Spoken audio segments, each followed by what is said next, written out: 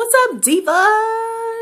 Psych, let me stop being a dork. Okay, so anyway, you guys have seen some of my labor and delivery footage, but you haven't really seen, or you haven't really heard like the play-by-play. Mostly because Trey didn't hold the camera during the pushing part like I told him to.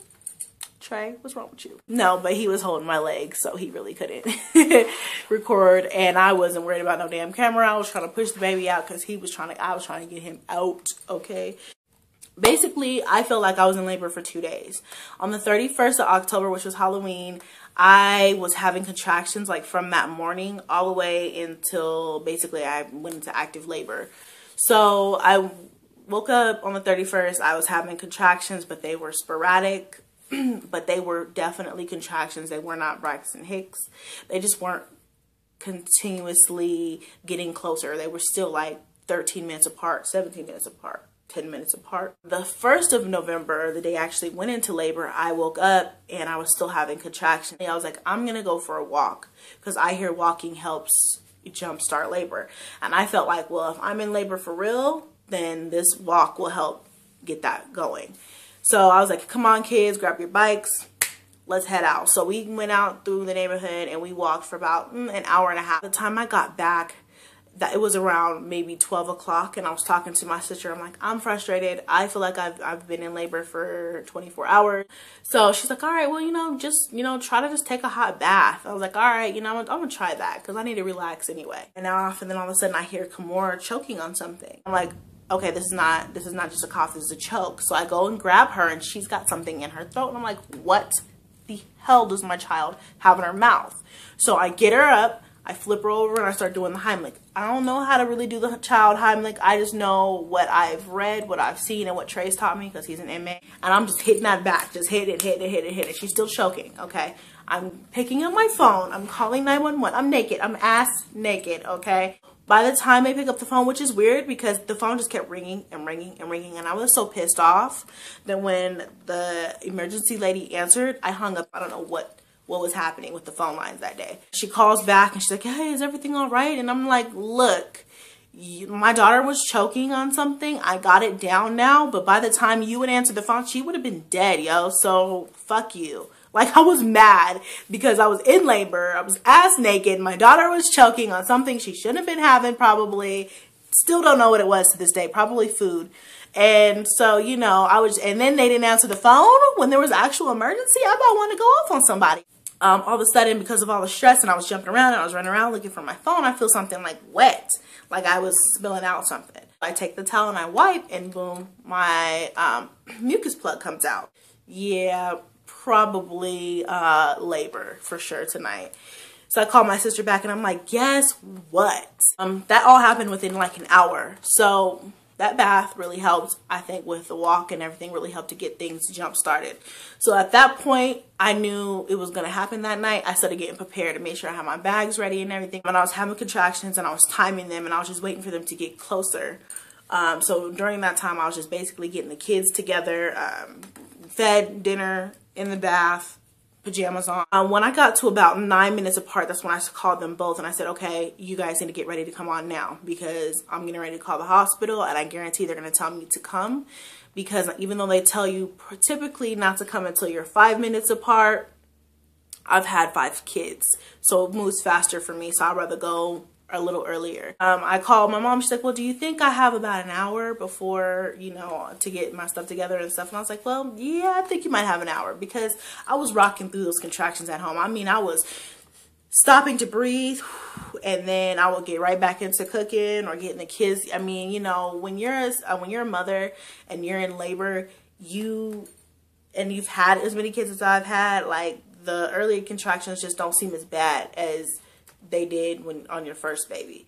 I still managed to get everybody fed, bathed, and in bed. Lord knows how I did that. Don't ask me how. All 5 of them. Bless my hearts, okay?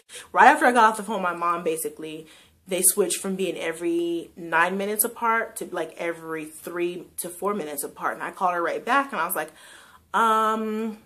what are you doing? She's like, oh, I'm getting ready to come. And I'm like, you need to hurry up. She's like, I thought you said I had. I was like, yeah. But my contractions just switched from 9 minutes. They just jumped from 9 minutes apart to 4 minutes apart. And I need to go. They get to the house like within about 30 minutes. I'm already ready. Trey's getting all this stuff in the car, and I'm getting to the car. By that time, I'm having contractions like every 3 minutes, and I'm like, ow. And when I get to the hospital and they check me in and everything, they figured out that I was already 3 centimeters dilated. So I was like, yeah. They said at that point I could have had medicine for pain, but honestly my pain wasn't that bad. And they said if I could wait, to wait so that the medicine doesn't slow down my labor. Yeah, you know how they are. So they wanted me to get up and walk around for about 45 minutes. And so I did that. I walked around the labor and delivery unit for about 45 minutes.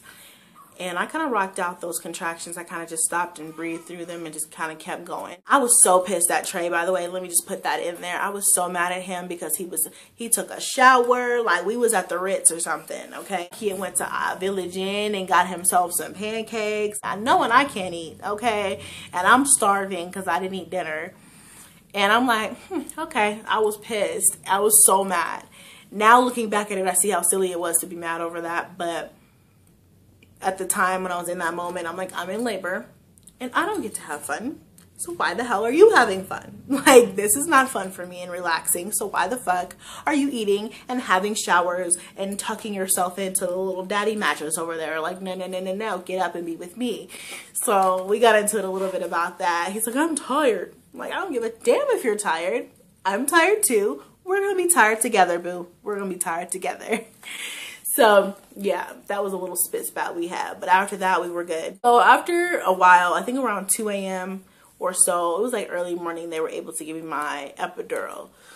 So I got the epidural, everything was fine. I started to feel a little bit better. However, things they don't tell you is that you itch like you're a freaking crackhead, or you shake like you're a crackhead, or you're really nauseous like you're a crackhead when you get that epidural. Some people have no symptoms, like, or no reactions, and for every labor that I've had, it's been different for all of my babies. This time on the epidural, I was shaking and itching really badly, and it was just like, ugh. It's an itch that you can't scratch. It's just like one of those really annoying type itches. So I had to deal with that. Plus then my body was shaking. It was just, labor is not fun, y'all. It's not fun. So then I was trying to get some rest, but then I was freaking myself out because they put this oxygen monitor on my finger. Now, see, I'm one of those types of people that I will freak the fuck out. I already, like, hospital settings kind of freak me out anyway. So being in a hospital bed hooked up to all these little machines and stuff that are making noises, I'm like, what does that mean? What is that? What's going on? You know, it's just beeping because your oxygen. I'm like, what's wrong with my oxygen? Am I going to stop breathing pretty soon? What's going on? Do I need some oxygen? Give me some oxygen. What's up with the baby? Can the baby breathe? She was like, oh no, you're fine. I'm not concerned. And you know, you see me and I'm not, you know, I'm not worried. I'm like, but they train you to have that face. So I don't believe you. So I would ask Trey, like, Trey, is that a normal heart rate for me to have? Because I don't trust this heifer over here. Is this right? He's like, yeah, you know, you're fine. It's okay. I'm like, all right, cool. Just checking. Because, you know, people be lying and you be on there dying and nobody's going to tell you the truth. Okay. So once the day progressed, like, I was so thirsty. They don't give you water after you have an epidural, which I forgot. They only let you have ice. Ice is just like not the same when you're like dehydrated. You feel like you're dehydrated because your mouth has nothing in it, but your body is not dehydrated. But I just felt like it was. So they kept giving me popsicles, which is why you guys saw my lips purple in the video that you have seen of my labor and delivery footage. And they didn't tell me my fucking lips were purple. Thanks, Trey, for that. So they just kept giving me ice chips and popsicles. You know the deal, y'all. Not fun, not a fun experience at all. But it was all right. It was like 10 o'clock in the morning, maybe about 8 o'clock in the morning. And they checked me again. And she's like, oh, you're about a good 8 or 9 centimeters. So I was like, she's like, this should go quick. If you start to feel any type of pressure or anything, let me know. It's gonna be time to push. I was like, all right. Right after that, I was like, ooh, I think I feel pressure. Midwife comes in. She's like, you know, you're about 9, but the baby's still really high up there. So we need to wait a little bit longer to see if he can come down a little bit further, because you're not going to be able to push him out from where he's at right now. His head needs to come down further past that little piece of your cervix that hasn't went away yet. And I'm just like, all right, so I can't push. At that point, ready to be done with labor. I was over it, okay? Over it.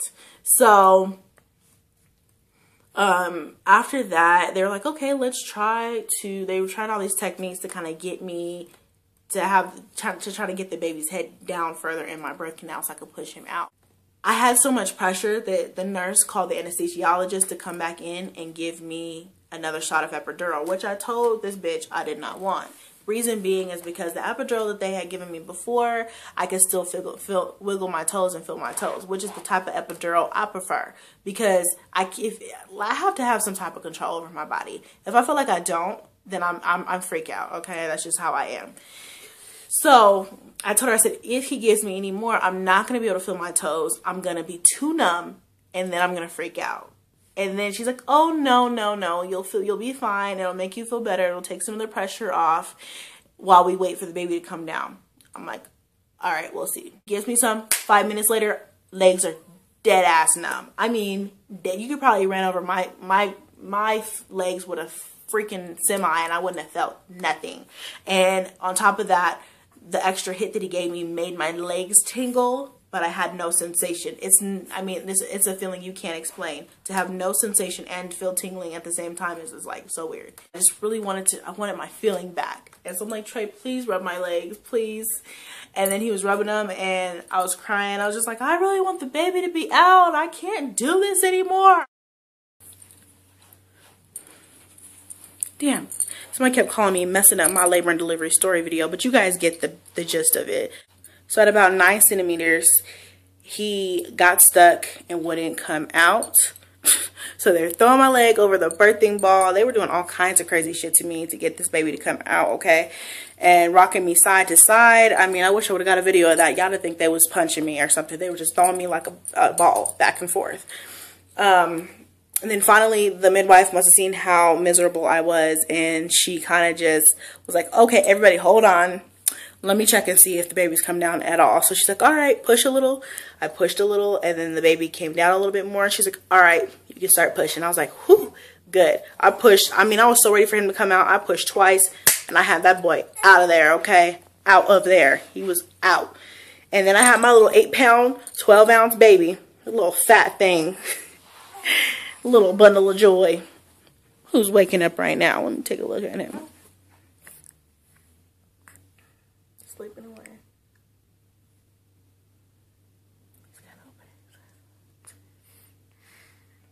He's nosy, so he's got to try to look, you know, even though he's asleep.